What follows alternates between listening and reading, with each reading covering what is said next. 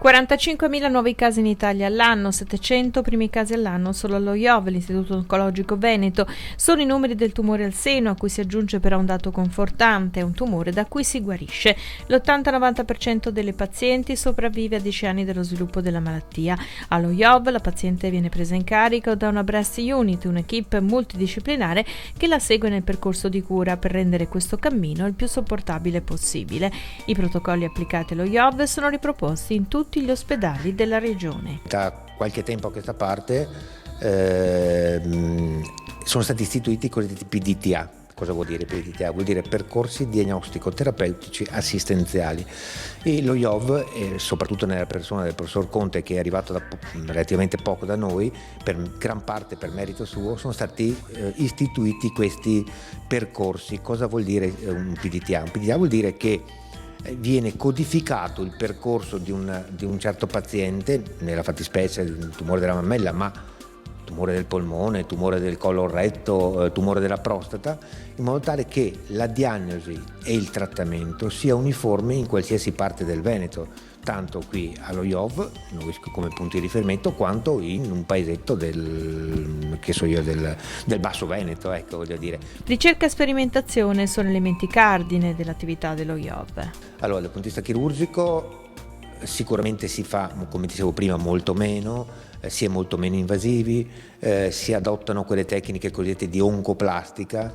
Cosa vuol dire? Vuol dire che associamo il trattamento demolitivo al trattamento ricostruttivo, sia esso demolitivo in senso lato, cioè che siamo costretti a portare via gran parte della mammella se non tutta, e viene immediatamente ricostruita, oppure nelle situazioni in cui per fortuna riusciamo o abbiamo la possibilità di portare via solo una parte della mammella, nel qual caso gran parte delle volte cerchiamo di simmetrizzare, cioè di ricreare una certa simmetria, in modo tale che la donna esca, diciamo, dalla sala operatoria con anche un aspetto estetico confortante, quindi non abbia oltre il problema della malattia anche il problema estetico, e questo è già un grossissimo vantaggio. Dal punto di vista farmacologico, ci sono sempre naturalmente delle novità, chiamiamole.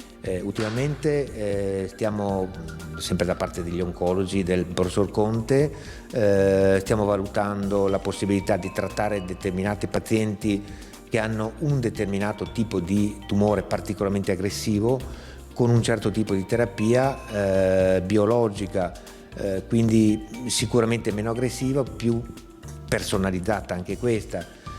Idem dal punto di vista della radioterapia, possiamo usare delle tecniche che prevedono una radioterapia durante l'intervento, oppure una radioterapia cosiddetta frazionata, oppure una radioterapia di ridotte dosi per un tempo ridotto. Diciamo che sì, cerchiamo di fare tutto naturalmente per ottimizzare il trattamento, ecco. Diciamo che il test genetico, o comunque la consulenza genetica che noi possiamo offrire, visto che abbiamo appunto una struttura dedicata, non è che venga proposta a qualunque persona, naturalmente vengono valutate la familiarità, l'età di insorgenza di una certa del tumore della mammella, la possibilità magari che in famiglia questa persona possa avere dei familiari appunto di primo grado, con tumori al seno o all'ovaio, nel qual caso, se i nostri colleghi genetisti ritengono opportuno, sottopongono questo paziente al test genetico. Test genetico che può dare appunto un risultato positivo o meno. Il problema si pone appunto quando dà risultato positivo. Allora no, la decisione su cosa fare è frutto sempre di una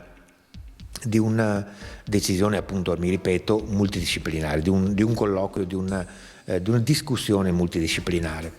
Del resto il team cosiddetto multidisciplinare è il fiore all'occhiello della breast unit, naturalmente, che se viene dimostrata una mutazione genetica, sia essa BRCA1 o BRCA2, che sono le mutazioni che più conosciamo, in questi casi la percentuale è piuttosto alta di possibilità di ammalare di tumore della mammella o dell'ovaio, quindi diciamo che viene posto il problema dell'intervento o meno, perché il BRCA1 o 2 si passa dal 60-70% di possibilità di ammalare di cancro della mammella al 30-40% di ammalati di cancro dell'ovaio, che direi che se non è più importante è quasi, nel senso che l'ovaio è più difficilmente così esplorabile rispetto alla mammella, quindi